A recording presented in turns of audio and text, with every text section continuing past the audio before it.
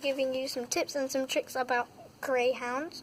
So I have one myself, and yes, a greyhound is a dog. Oh, goodness me. It is a racing dog. Oh.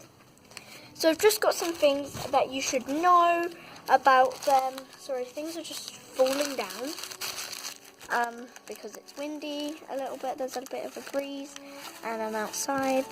So yeah. So here he is. Let me just show you him. Can you see him? Goodness me. There he is.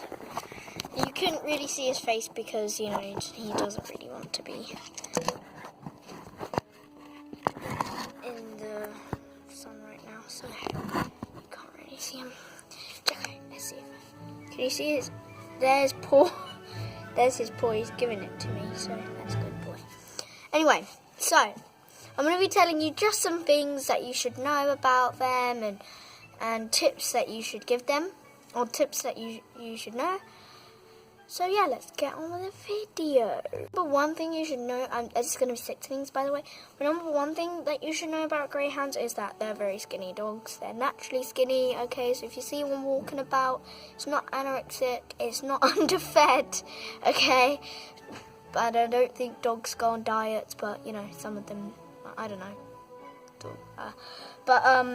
no, they're not underfed, they're not malnourished, okay, they are very well fed, and they're treated properly. I mean, obviously there's been cases where they haven't, but they're just naturally skinny dogs, so yeah. Number 2 thing you should know is that greyhounds are racers, so if you're trying to race it, it's probably gonna win, so yeah. Number 3 is these are perfect dogs for families that they are big, so you're going to need a proper house to put them in. And no, they shouldn't really live in kennels and stuff like that.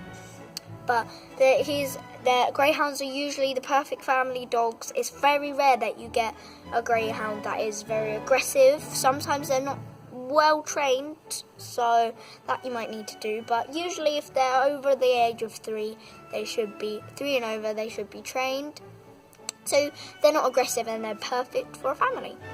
Number 4 is, let's get on to the kennel and the house thing. Your house needs to be quite big. It can't be a flat and it can't be an apartment, and maybe not really a bungalow either. No, it has to be like it has to be probably a house with 2 floors maybe, but it can't be too small because, you know, greyhounds are big, they're going to need a big bed, and they can't really live in a shed or in a kennel because that's what they were living in most of their life before. Number 5,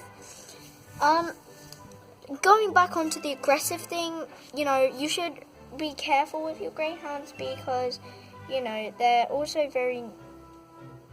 my one is very nervy, so you've got to be careful with other dogs with greyhounds because, you know, if they get attacked, which mine did, you know, it could be very serious injuries to their back, so you need to be, especially to their 2 back legs, you need to be very careful with them and, you know, just treat them with lots of care.